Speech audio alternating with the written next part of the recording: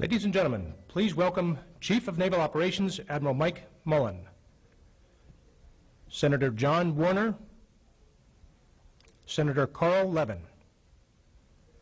Secretary of the Navy Donald Winter, and Susan Ford Bales.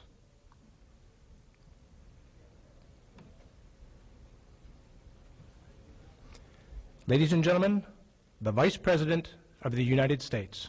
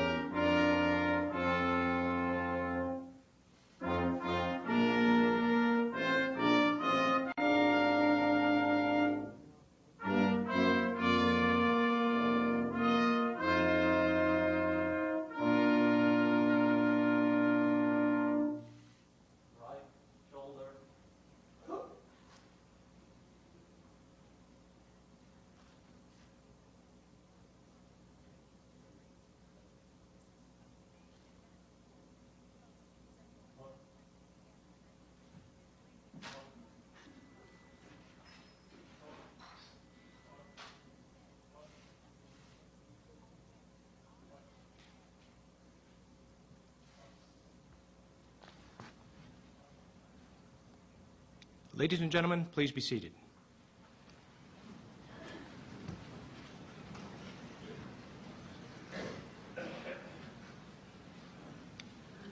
Ladies and gentlemen, the Secretary of the Navy, the Honorable Donald Winter.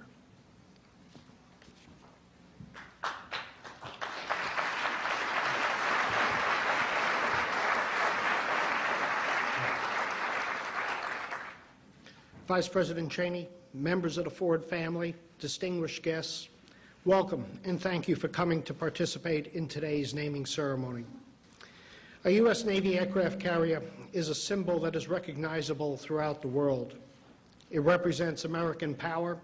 It is a reminder of America's global interests and global reach. It is, in the eyes of freedom-loving people everywhere, a safeguard in a troubled and dangerous world. At moments of crises, Americans, from presidents to school teachers to cab drivers, anxiously await the latest news of an aircraft carrier's progress, knowing that wherever threats emerge, an American carrier will get the call. Just last week was an example of the critical importance of aircraft carriers when our national security is on the line. President Bush, in an address to the nation, called attention to the fact that he has ordered the deployment of an additional carrier strike group to the Middle East. We do not expect this to be the last time the Commander-in-Chief will be turning to Navy carriers to respond immediately to a crisis far from our shores. That is why the Navy is building a new class of aircraft carriers to replace USS Enterprise and CVN 68 class carriers. Known as the CVN 21 program, This fleet of the most technologically advanced aircraft carriers in the world will be both the Navy's premier forward assets for crisis response and principal platforms in providing early, decisive striking power in a major combat operation. CVN 21 ships include significant warfighting capability improvements, including a 25% increase in sortie generation rate, a nearly threefold increase in electrical generating capability, an improved fully integrated warfare system, and a host of new technologies in its system design. CVN 21 is an investment in our future, and the Department of the Navy is urgently moving forward to turn our plans into reality. With that in mind, today it is my great pleasure to announce that the Department of the Navy's newest aircraft carrier, CVN 78, the first in a new class of CVN 21 carriers, will be named USS Gerald R. Ford. President Ford, as many Americans have over the years come to more fully appreciate, was a historical figure, a great president, and a man of the highest character and integrity. America has been blessed with leaders who were able to steer the American ship of state through dangerous waters during our nation's most difficult crises. We think of Abraham Lincoln during the Civil War, Franklin Roosevelt during World War II, and Ronald Reagan during the Cold War. President Ford assumed the presidency during the greatest constitutional crisis since the Civil War, at a time when the public's faith in government was shaken.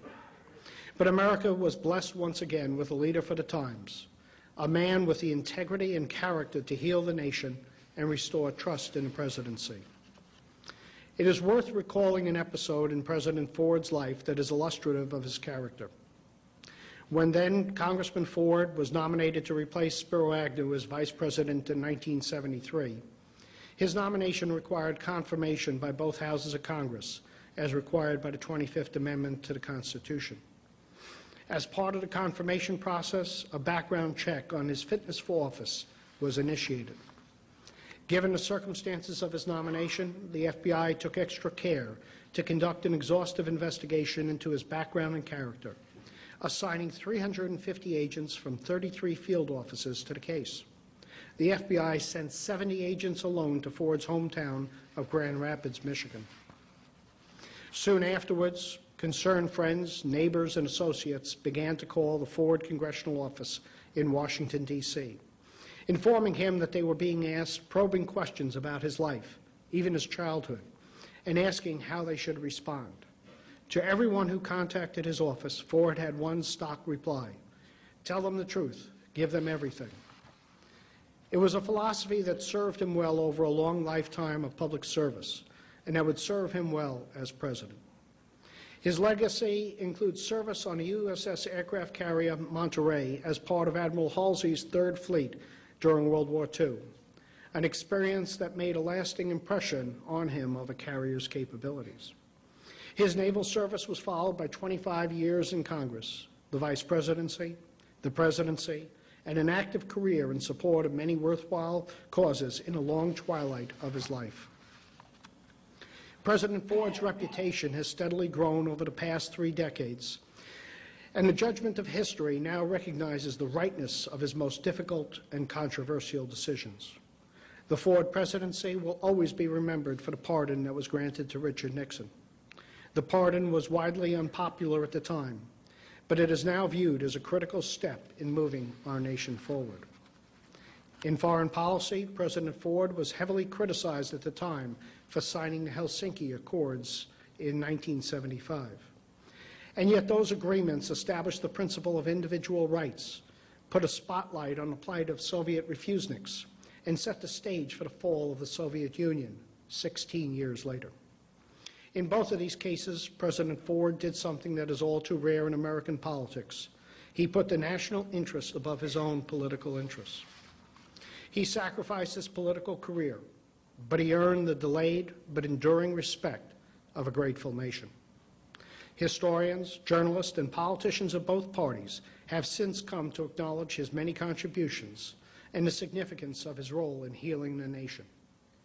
Whether dealing with a dire financial crisis in New York City, the Vietnam War, or an economy ravaged by inflation and a world oil crisis, President Ford made tough decisions based on what he thought was the right thing to do. In doing so, he set a standard of character and decency that future generations will respect and admire, and a standard of leadership for the United States Navy to uphold.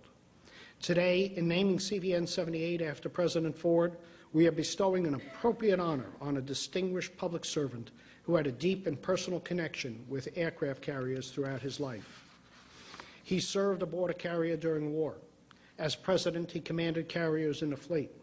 During his tenure as president, he also commissioned USS Nimitz, the first in its class of nuclear-powered carriers. No one would have appreciated more the honor of having a carrier named after him than President Ford. May the future sailors of USS Gerald R. Ford always show themselves to be worthy of their ship's name, and may they always honor the legacy of a great man. Thank you all very much.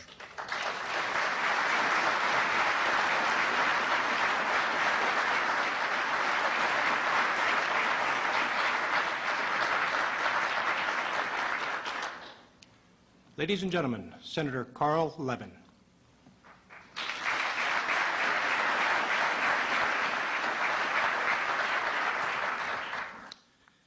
Vice President Cheney, Secretary Winter, Admiral Mullen, members of the family of Jerry Ford, men and women of our armed forces, and ladies and gentlemen.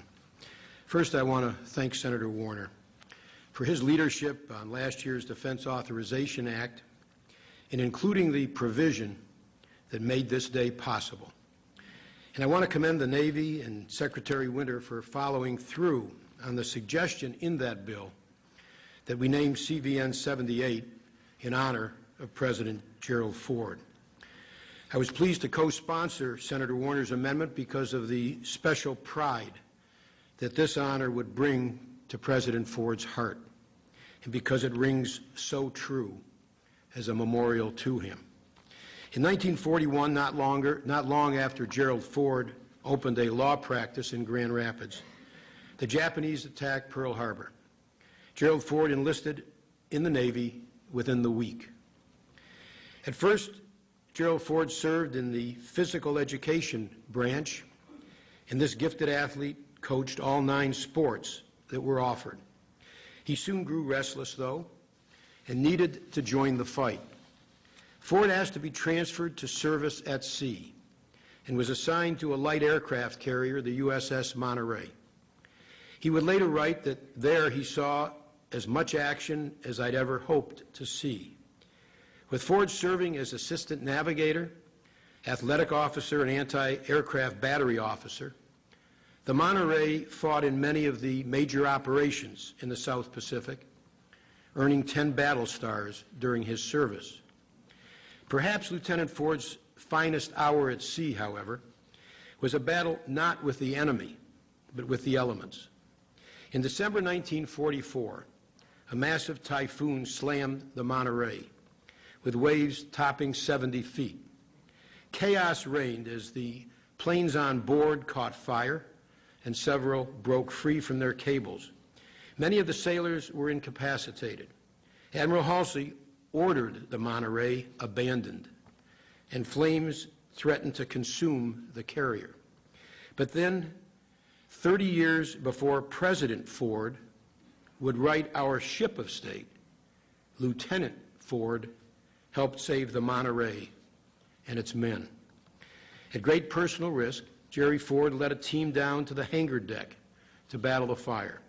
With gas tanks exploding around them and thick smoke choking the air, they evacuated the stricken men and then extinguished the fire.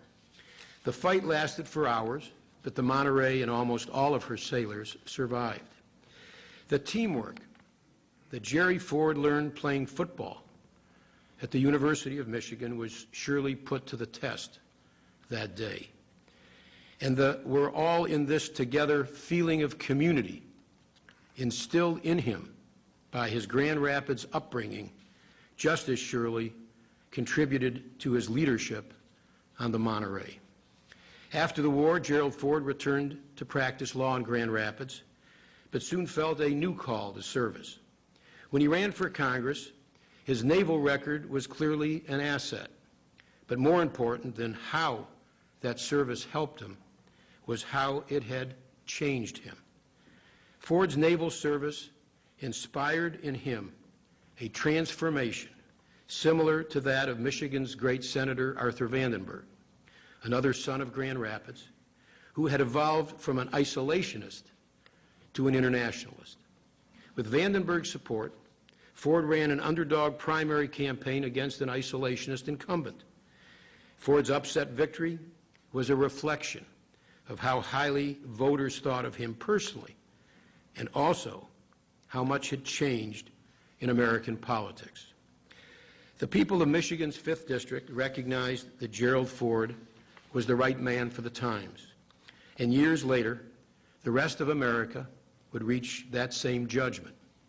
The Watergate scandal slammed our nation like a political typhoon. And thank goodness, Gerald Ford was there to lead us with the same steady courage that he had displayed on the Monterey. As Commander-in-Chief, President Ford resolved in his words, quote, "To make our Navy as it has been, as it will be, and as it must be, the best Navy in the whole world." Today, we help to keep that pledge with this new aircraft carrier named in his honor. And we renew that pledge in his name to maintain the best Navy in the whole world and to help defend, beyond his and our lives, the nation that Jerry Ford loved so much. Thank you.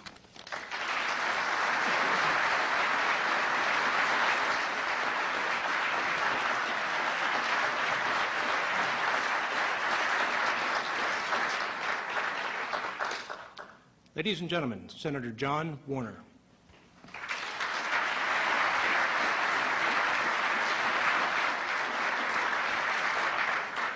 Vice President, members of the Ford family, Secretary Winter, Chief of Naval Operations, my dear friend, the Chairman of the Senate Armed Services Committee, Carl Levin. We now served 29 years together in the United States Senate. And men and women of the armed forces and our guests today. Knowing full well that Secretary Winter and Chairman Levin would cover the very important biographical aspects of this wonderful man we honor today, I thought I would just share from the heart a few anecdotes. So I start with my good friend John Marsh, who's seated here in the front row, and another dear friend who called me yesterday on the phone and said he couldn't come. That was Secretary of Defense Melvin Laird, and former member of the United States Congress, and a dear, dear, valued friend of Jerry Ford. Laird and Ford were two men that just loved each other. And they are the ones that worked with me to send a little message to the Navy. We were happy to do that, Mr. Secretary, and then you promptly took charge, as you rightfully should, and arranged this. But I'd like to step back, surprisingly, 47 years.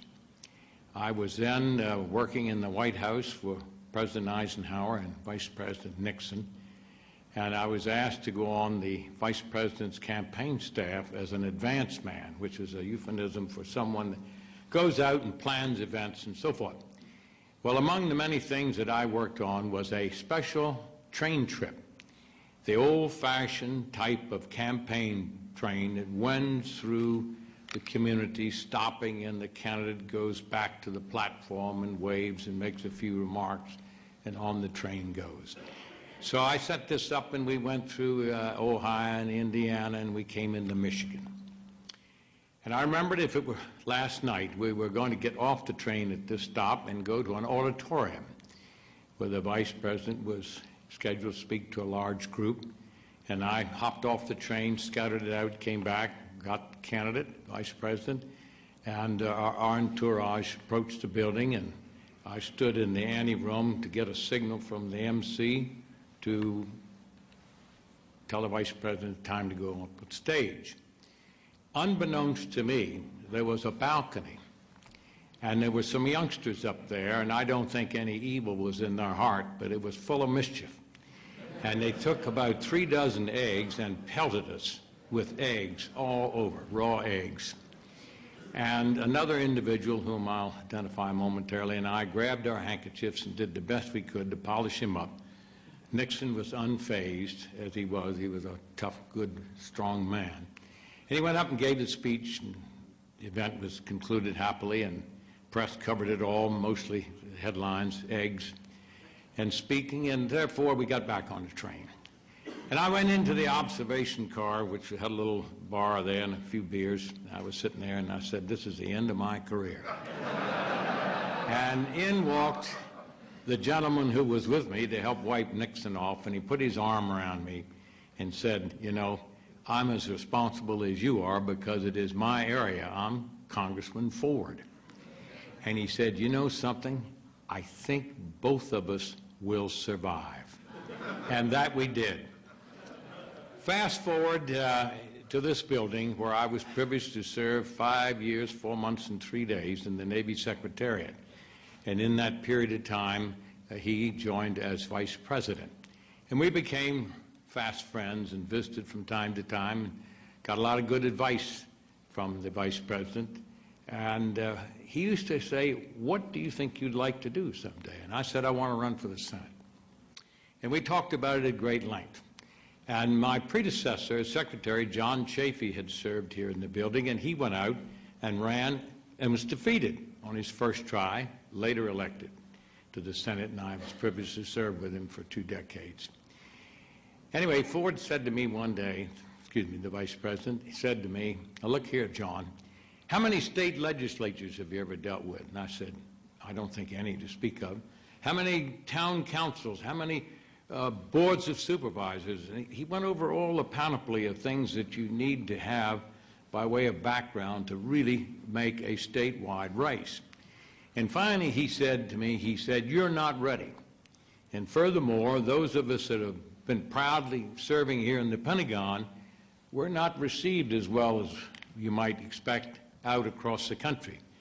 And indeed, that was a tragic era in American history when the American public were pulling back from the efforts in Vietnam and indeed pulling back from support of the men and women of the armed forces, unlike today where the public strongly supports every single person in uniform. But anyway, he said to me, you need to take a bath. That was his phrase. And I've got just a job for you to go out, and I'm going to personally take an interest in this job because we need it. It's called the bicentennial. I looked at him, I said, Mr. Vice President, I don't even know how to spell the word. What is it? And from there on, it's history. He did take personal supervision over that 200th anniversary of celebrating the roots of America. And I was his sort of agent to get it done from a federal perspective as chairman of the Bicentennial Commission. And I'm always grateful because indeed I did launch that career for the Senate, and here I stand as the United States Senate 29 years ago, and I single out Jerry Ford as the man that I respect most for helping me get started on this career. Thank you, Mr. President.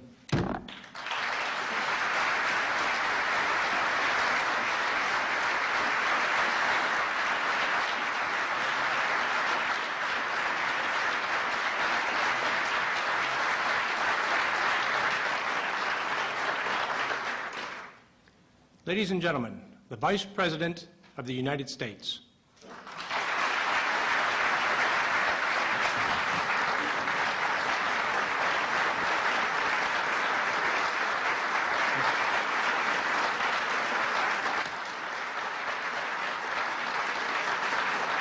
Thank you. Thank you very much, Secretary Winter, Chairman Levin, Senator Warner, Chief Mullen. It's great to be here this afternoon, participate in a very special ceremony that has great meaning, obviously, for our late President's family, for the men and women of the Navy, and, of course, for the nation. I've been looking forward to this gathering of friends and colleagues, and President Bush asked me to come this morning and extend his good wishes to everybody here as well. You know, if the purpose of naming an aircraft carrier is to convey the confident spirit of our military, and the good and just causes that America serves in the world, then we have certainly accomplished that purpose here today. The name Gerald R. Ford belonged to a man who gave a lifetime of devoted service to our country, reflecting honor on the United States Navy, on the House of Representatives, on the Vice Presidency, and on the Presidency. The naming of a carrier is a fitting tribute to the man, and it's thrilling for all of his family and friends. Known before today only as CVN 78, the Gerald R. Ford already has years of planning behind it and will join the fleet 7 or 8 years from now. The construction of these carriers represents a bipartisan commitment by the United States Congress to carefully prepare our military for challenges far into the future. One of the very practical lessons I learned at the Pentagon is that every president, every Secretary of Defense, and every military chief of staff deploys a force that is, in large part, the result of decisions made many years earlier by his predecessors. Because of our own generation, and is taking that responsibility seriously, the Gerald R. Ford and sister ships in the new class of nuclear-powered carriers will help ensure the sea power of the United States for the next half-century. President Ford himself, with his background and the good common sense we all remember, was deeply committed to an active foreign policy and to maintaining the strength of our military. Having fought for our country in the Second World War, he understood that events on distant shores can have a direct impact on our own security. He understood that protecting the American people requires defending our interest in faraway places. He understood that for our forces to be credible, they must be able to deploy wherever and whenever needed, and this in turn requires the power to sail the oceans of the world in control of the surface, the subsurface, and the skies overhead. As Commander-in-Chief, Gerald R. Ford applied American influence with wisdom and insight. He stood firmly by the men and women of the armed forces and left office with the military in a higher state of readiness and morale than when he found it. President Ford was rightly proud of his record on national security, and like the team player he always was, he was quick to share the credit with the fine people who served alongside him, from Henry Kissinger to Brent Scowcroft to Don Rumsfeld and Jack Marsh. It was my privilege as well to be on Jerry Ford's team, both during a difficult transition and through all the challenges of his time in office. All of us who were there count the experience as one of the truly great periods of our lives, when we worked for one of the most genuine, upright, and considerate men we have ever known. Only 3 weeks after President Ford's passing, there is still a sense of loss for all of us, most especially for Betty and her children. This has been a time of reflection for everyone who had the honor of knowing President Ford and of serving with him. It's also been a time for reconnecting with old friends, reliving the things that we shared, and looking back with gratitude on the good life of the man we were proud to call our leader. President Ford will always be an example to us of personal kindness, of loyalty, and of coolness under pressure. We remember how this longtime legislator proved to be a natural-born executive with a decisive, well-ordered mind. He was comfortable with responsibility, and because of his sturdy character and his Navy experience, Jerry Ford knew a thing or two about riding out a storm. He didn't shrink from a tough call. In such a moment, even with a popular choice in plain view and the easy path laid straight out in front of him, President Ford asked only what was right for the United States of America and acted accordingly. When criticism came, he kept his head about him, focused on his job, and persevered. History looks favorably on such a man, and President Ford's reputation has indeed grown even greater in the 3 decades since he left this city. Today, our country and at posts around the world, the flag of the United States remains at half-staff in memory of President Gerald Ford. But I think it would please him to know that today we're also looking to the future. He always reminded us that there's work to do, servicemen and women who need our support, and a call to duty in a world that benefits greatly from American power and American values. He would be proud as well, modestly so, but proud nonetheless, of this coming addition to the Navy he joined 65 years ago, led as Commander-in-Chief, and respected all the days of his life.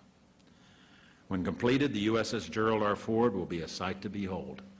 100,000 tons of American ingenuity and power, rising 20 stories above water level, about as long as the Empire State Building, and able to sail the oceans for 20 years without refueling. We look forward to the day she joins the fleet and begins her long and steady service to the United States of America.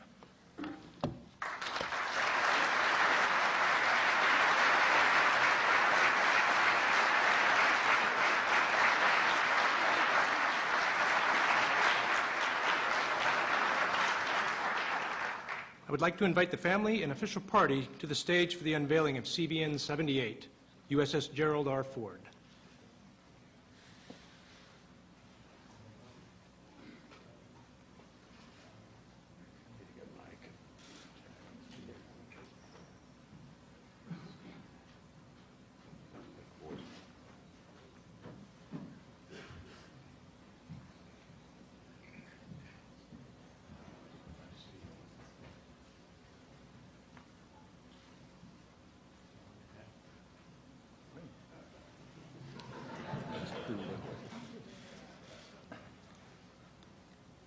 Ladies and gentlemen, USS Gerald R. Ford, CVN 78.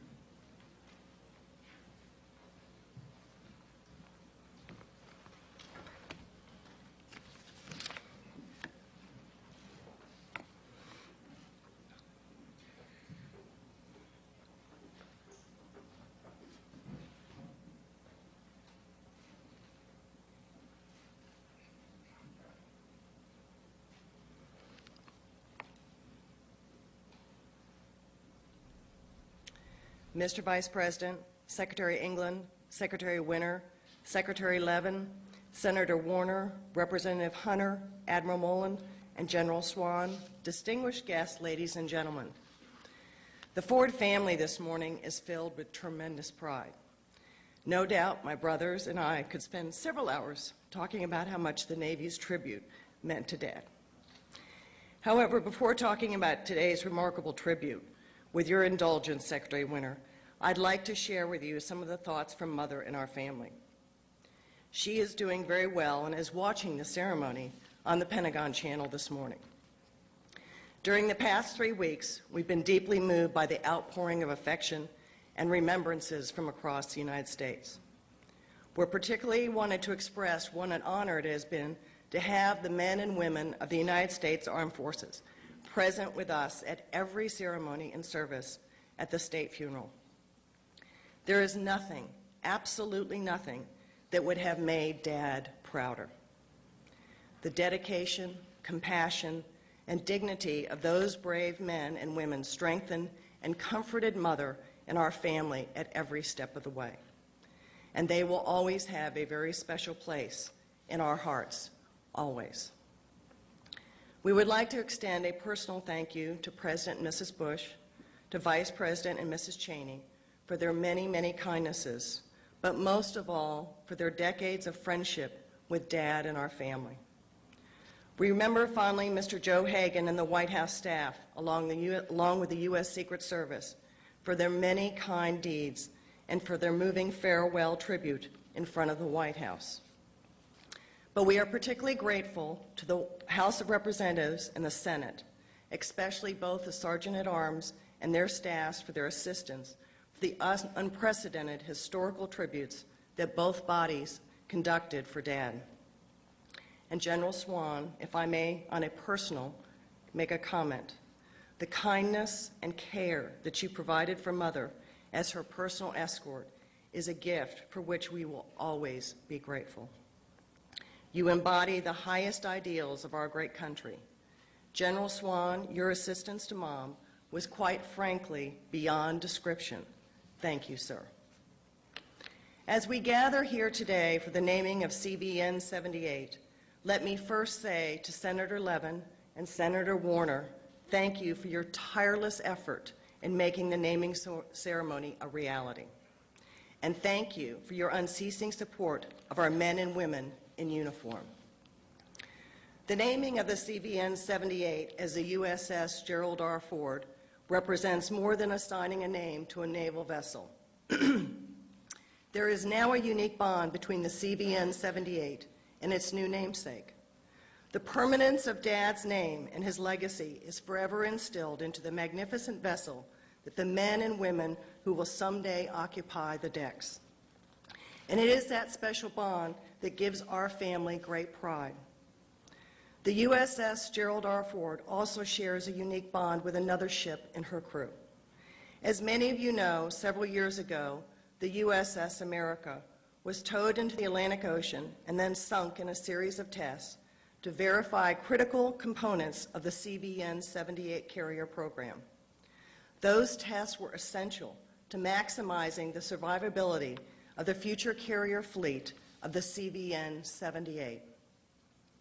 The USS America and her proud crew sent a magnificent example of patriotism and unwavering service in the United States Navy. And now their valor lives on within the spirit of the USS Gerald R. Ford. And for that gift and for their service, we are deeply grateful to the America and her crew. I thought a lot about how to convey Dad's gratitude upon learning that Secretary Winter was considering naming the CVN 78 the USS Gerald R. Ford. I struggled to find words adequate to express the emotions that Dad shared privately with Mother, Mike, Jack, Steve, and me regarding the CVN 78. And as so often the case with Dad, the answer was found in his own words. A few weeks before his death, excuse me, Dad wrote a letter to our friend Greg Willard regarding the CVN 78.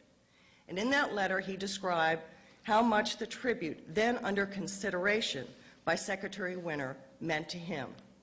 And Dad wrote, quote, "In closing, please permit me a personal reflection. In my life, I received countless honors, but none was greater than the opportunity to wear the uniform of Lieutenant Commander of the United States Navy.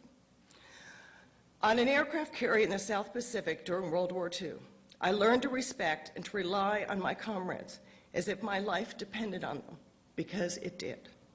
And as a World War II veteran, I yield no one in my admiration for the heroes of Omaha Beach and Iwo Jima. At the same time, I take enormous inspiration from their grandsons, granddaughters who are writing new chapters of heroism around the globe. Thus, as a source of indescribable pride and humility to know that an aircraft carrier bearing my name may be permanently associated with the valor and patriotism of men and women of the United States Navy." End quote. Dad conveyed in words precisely how each of us in the Ford family feels about this wonderful tribute. So today and in every tomorrow, we will fondly remember these words with the knowledge that the USS Gerald R. Ford and her crew will forever embody a tribute to Dad that was and is without equal. Secretary Winter, on behalf of Mother and the entire Ford family, please accept our sincere gratitude and appreciation for the extraordinary honor which you have given Dad. May God bless and watch over the USS Gerald Ford and her crew, and may God bless America. Thank you very much.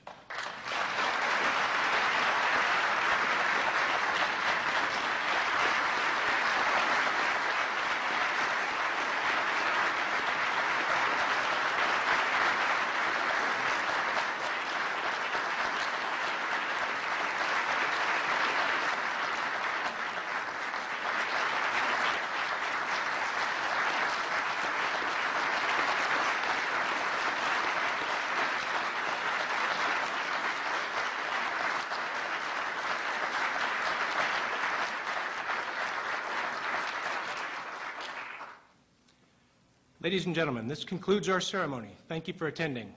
Please stand and remain in place for the departure of the official party.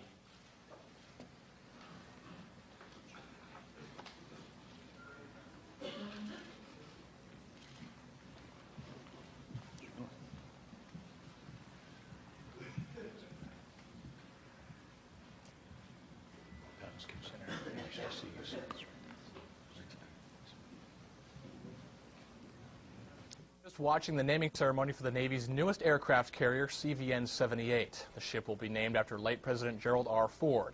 President Ford, of course, was a Navy veteran during World War II, serving aboard USS Monterey.